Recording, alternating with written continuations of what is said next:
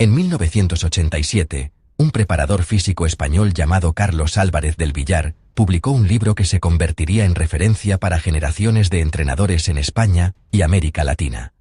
Se llamaba La preparación física del fútbol basada en el atletismo. El título lo decía todo.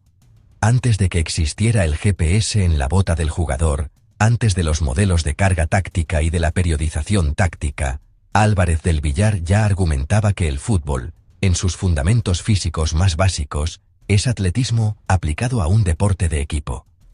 Décadas después, la fisiología del ejercicio le ha dado la razón en lo esencial. El futbolista que no puede sostener un ritmo aeróbico alto durante 90 minutos tiene un problema de umbral de lactato. El que no puede acelerar en 10 metros tiene un problema neuromuscular.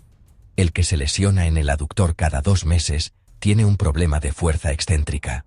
Todos esos problemas tienen solución en el atletismo. Todos esos problemas los llevan resolviendo los entrenadores de atletismo desde hace 100 años.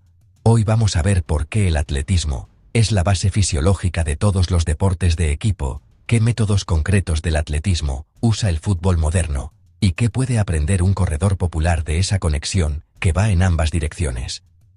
Carlos Álvarez del Villar fue uno de los primeros preparadores físicos en España que intentó sistematizar la preparación física del fútbol con una base científica sólida. Su libro de 1987 partía de una premisa que en aquel momento era casi revolucionaria en el fútbol español: que las capacidades físicas del futbolista, la resistencia, la velocidad, la fuerza y la flexibilidad no pueden desarrollarse de forma arbitraria ni exclusivamente con el balón. Necesitan un trabajo específico con los métodos que el atletismo lleva décadas perfeccionando. El argumento central de Álvarez del Villar es que el fútbol es, en su sustrato físico, una combinación de carreras de distinta intensidad y duración. Un futbolista recorre entre 10 y 12 kilómetros en un partido, de los cuales aproximadamente el 70% son a ritmo aeróbico, y el 30% restante incluye sprints, aceleraciones, cambios de ritmo y deceleraciones. Esa descripción, que Álvarez del Villar hacía a partir de la observación directa con los medios disponibles en 1987, ha sido confirmada y refinada por décadas de análisis con tecnología GPS. Los datos modernos de seguimiento de carga en la Premier League, la Bundesliga o la Champions League muestran perfiles de carrera que son exactamente los que Álvarez del Villar describió: una base aeróbica extensa, con picos repetidos de alta intensidad. El libro tiene limitaciones evidentes. Fue escrito antes de que se consolidara el umbral de lactato como herramienta práctica, antes de los modelos de periodización táctica y antes de que el GPS cambiara la planificación del fútbol profesional. Algunos de sus protocolos están desactualizados, pero su argumento de fondo, que el atletismo es el lenguaje físico del que el fútbol toma prestados sus métodos, sigue siendo tan válido hoy como en 1987. Quizá más. Para entender por qué el atletismo es la base de la preparación física del fútbol y de la mayoría de los deportes de equipo, hay que identificar los mecanismos fisiológicos que comparten, independientemente de las diferencias superficiales en las reglas, el balón y el terreno de juego. El primero y más fundamental es el sistema de producción de energía aeróbica. Un futbolista que juega 90 minutos produce la mayor parte de su energía a través de la fosforilación oxidativa mitocondrial, exactamente el mismo sistema que usa un corredor de media maratón, la densidad mitocondrial de las fibras musculares, la angiogénesis capilar y la capacidad de oxidación de sustratos que hemos descrito en los videos sobre el método Lydiard y el sistema polarizado de Seiler, son tan relevantes para el futbolista como para el fondista. Sin esa base aeróbica, el futbolista no puede recuperarse entre los sprints repetidos que caracterizan el juego moderno, y su rendimiento en los minutos finales del partido cae de forma pronunciada. Los estudios sobre carga en partidos de élite muestran que los futbolistas con mayor VO2 max completan más distancia a alta intensidad en el tercer cuarto del partido, precisamente porque su sistema aeróbico recupera el fosfato de creatina y aclara el lactato producido en los sprints de forma más rápida. El segundo mecanismo compartido es la fisiología del sprint y de la aceleración. El sprint de 10 a 30 metros de un extremo en el contraataque y el sprint de 100 metros de un velocista usan exactamente el mismo sustrato energético, el sistema de fosfágeno, el mismo tipo de fibras musculares, las de contracción rápida tipo U-Gyaku, y los mismos mecanismos neuromusculares de reclutamiento motor y de producción de fuerza. La diferencia es de contexto y de frecuencia.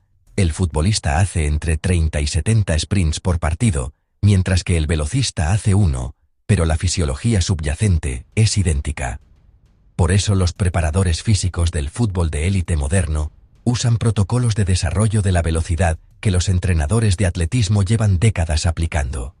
Trabajo de aceleración en cuestas, series de velocidad con recuperación completa, ejercicios de técnica de carrera y pliometría. Un cuarto mecanismo compartido, menos obvio pero igualmente relevante, es la economía de carrera como cualidad determinante del rendimiento.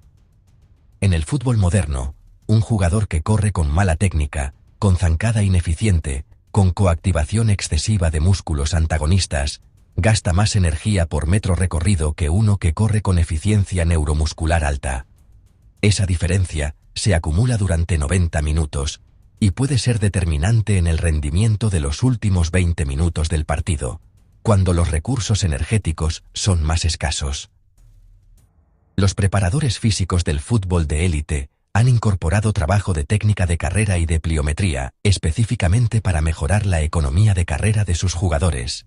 Exactamente los mismos ejercicios que los entrenadores de atletismo llevan décadas usando para mejorar la eficiencia de sus fondistas y velocistas. La mejora de economía de carrera de entre el 3 y el 8% que documentan los metaanálisis sobre entrenamiento neuromuscular en corredores es igualmente aplicable al futbolista. El tercer mecanismo compartido es la tolerancia al lactato en esfuerzos repetidos de alta intensidad. En el fútbol moderno, especialmente en los sistemas de presión alta que dominan el juego de élite, los jugadores realizan secuencias de sprints y esfuerzos intensos con periodos de recuperación incompleta, exactamente el tipo de demanda que en el atletismo desarrolla el entrenamiento de intervalos de alta intensidad. Un futbolista con un umbral de lactato alto puede soportar más repeticiones de esfuerzo intenso antes de que la acidosis metabólica deteriore su capacidad de ejecución técnica y táctica. Y el umbral de lactato, como hemos visto en el video sobre el sistema polarizado de Seiler, se desarrolla principalmente con entrenamiento aeróbico de volumen y con trabajo específico de intervalo, dos herramientas que el atletismo ha sistematizado durante décadas. El fútbol moderno de élite aplica métodos del atletismo de forma sistemática, aunque a menudo sin reconocerlo explícitamente. Una revisión de las metodologías de preparación física de los equipos más avanzados del mundo revela una deuda enorme con el atletismo de pista y de fondo. El método de entrenamiento por intervalos de alta intensidad, que en el atletismo tiene su genealogía en Gerschler y Reindel en los años 40 y fue popularizado por Zatopek en los 50, es hoy la herramienta central del desarrollo de la capacidad aeróbica en el fútbol de élite. El formato específico más usado en el fútbol de alto nivel es el que los investigadores escandinavos como Jan Hoff y Jan Helgerud publicaron en el British Journal of Sports Medicine a principios de los años 2000. Intervalos de 4 minutos al 90 al 95% de la frecuencia cardíaca máxima, con 3 minutos de recuperación activa, repetidos 4 veces. Ese protocolo, que Hoff y Helgerud documentaron que producía mejoras de entre 8 y 10% en el VO2 max de futbolistas profesionales en 8 semanas, es fisiológicamente indistinguible de los protocolos de intervalos que Jack Daniels prescribe en su zona I, para corredores de fondo. La única diferencia es que en el fútbol se ejecutan con balón o en circuitos específicos para mantener la motivación del jugador. El fartlek, que hemos analizado en profundidad en otro video, tiene su equivalente directo en lo que los preparadores físicos del fútbol llaman juegos de posición o rondos condicionados. Situaciones de juego reducido, con reglas que obligan a cambios continuos de ritmo e intensidad. Cuando Pep Guardiola usa rondos de alta presión en el entrenamiento del Manchester City, está produciendo exactamente el mismo estímulo fisiológico que un fartlek keniano. Variación continua de la intensidad, recuperación activa entre esfuerzos intensos y presión de grupo que eleva la calidad de la sesión por encima de lo que el individuo haría en solitario. El origen conceptual es diferente, pero la fisiología es la misma. El trabajo de cuestas para el desarrollo de la fuerza específica de carrera, que Lydiard incluía como segunda fase de su periodización, y que hemos descrito en el video sobre su método, tiene su equivalente en los ejercicios de subida de escaleras, de arrastre de trineo y de carrera en pendiente que los preparadores físicos del fútbol moderno usan para desarrollar la fuerza de aceleración. La justificación fisiológica es idéntica. La resistencia adicional que ofrece la pendiente o el arrastre activa las fibras de contracción rápida con menor velocidad de ejecución, reduciendo el impacto articular mientras desarrolla la fuerza propulsiva específica del sprint. La influencia no es solo en una dirección. El deporte de equipo moderno, y el fútbol en particular, ha contribuido al entrenamiento de resistencia con algunas innovaciones que el atletismo ha tardado en adoptar, o que los corredores populares todavía no aplican con suficiente frecuencia. La más importante es la gestión de la carga con datos objetivos. El fútbol profesional adoptó la tecnología GPS y los sistemas de cuantificación de la carga interna y externa antes que el atletismo de aficionados. Hoy los mejores equipos de fútbol tienen perfiles individuales de cada jugador, que incluyen su respuesta al entrenamiento, su historial de lesiones, sus marcadores de recuperación y su variabilidad de frecuencia cardíaca, como indicador del estado del sistema nervioso autónomo. Los corredores populares que usan relojes GPS, con análisis de carga de entrenamiento, están beneficiándose indirectamente de esa innovación tecnológica que el fútbol profesional impulsó. La segunda contribución del fútbol al entrenamiento de resistencia es el concepto de periodización táctica desarrollado por Vítor Frade en Portugal, que aunque es específico del fútbol en su aplicación, contiene un principio fisiológico general muy relevante: que el estímulo de entrenamiento más eficiente es el que reproduce las demandas específicas de la competición de la forma más integrada posible, no el que desarrolla las cualidades físicas de forma aislada. Ese principio, aplicado al running, es exactamente lo que Canova llama especificidad progresiva. Orientar el entrenamiento hacia las demandas exactas de la competición desde el principio de la preparación. Frade y Canova no se conocían. Llegaron al mismo principio desde deportes distintos. Hay además una dimensión psicológica que el fútbol gestiona mejor que el running individual y que el corredor popular puede tomar prestada: la competencia interna como motor de la calidad del entrenamiento. En el fútbol, cada sesión implica rivalidad entre compañeros, comparación de marcas, presión de no ser el más lento en los sprints ni el que antes abandona en los intervalos. Esa dinámica competitiva eleva la intensidad media de cada sesión de forma documentada. El efecto de arrastre social, que hemos descrito en el video sobre el fartlek keniano, opera de forma continua en el entrenamiento colectivo del fútbol. El corredor que solo usa grupos de running para socializar y no para entrenarse con exigencia, está desaprovechando el mecanismo más poderoso que esos grupos pueden ofrecer. La tercera lección del fútbol para el corredor es la importancia del entrenamiento en grupo con presión competitiva. Como hemos visto en el video sobre el fartlek keniano, la dinámica de grupo eleva la calidad de las sesiones de forma documentada. Los futbolistas entrenan en grupo por definición, y esa dinámica competitiva es parte del mecanismo que hace eficaces sus sesiones. El corredor popular que entrena siempre solo está renunciando a ese efecto. Buscar un grupo de entrenamiento al menos para las sesiones de calidad no es solo una cuestión de motivación. Es una decisión fisiológicamente fundamentada. Carlos Álvarez del Villar publicó su libro en 1987, con medios muy limitados, sin GPS, sin análisis de lactato portátil, sin datos de seguimiento en tiempo real. Lo que tenía era una formación sólida en atletismo, años de observación del juego de fútbol, y la intuición de que los métodos que producían fondistas y velocistas de élite eran exactamente los que necesitaba el futbolista para rendir durante 90 minutos a alta intensidad. Esa intuición resultó ser fisiológicamente correcta. La investigación de las 3 décadas siguientes no ha refutado su argumento central.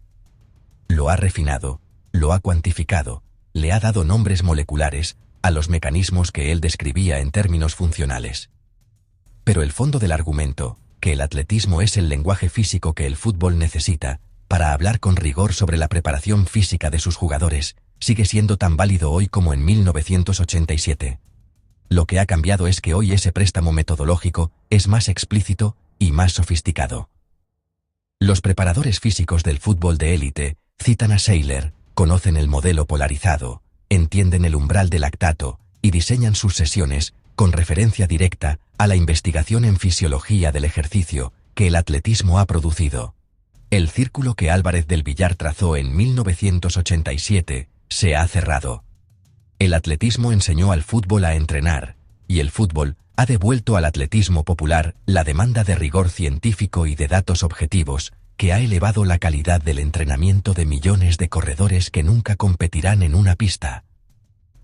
La próxima vez que veas a un futbolista haciendo series en el campo de entrenamiento de su club, o a un preparador físico diseñando circuitos de alta intensidad con recuperación activa entre repeticiones, estás viendo atletismo. Estás viendo el interval training de Gerschler aplicado con balón. Estás viendo el fartlek keniano con un equipo de 22 personas. Estás viendo el umbral de lactato de Seiler, gestionado con GPS en la cadera del jugador. El atletismo no es solo la pista oval, las zapatillas de clavos y los cronómetros. Es el conjunto de principios fisiológicos sobre cómo el ser humano corre, se cansa y se recupera. Esos principios no pertenecen a ningún deporte en particular. Son la gramática del movimiento humano. Y todos los deportes que implican correr, que son casi todos, los toman prestados del atletismo, aunque no siempre lo reconozcan. Álvarez del Villar lo sabía en 1987. La fisiología del ejercicio lo ha demostrado desde entonces. Y los mejores preparadores físicos del fútbol moderno lo aplican cada día, aunque el libro que los inspiró tenga casi 40 años y esté descatalogado. El atletismo como madre de todos los deportes. No es una metáfora, es fisiología.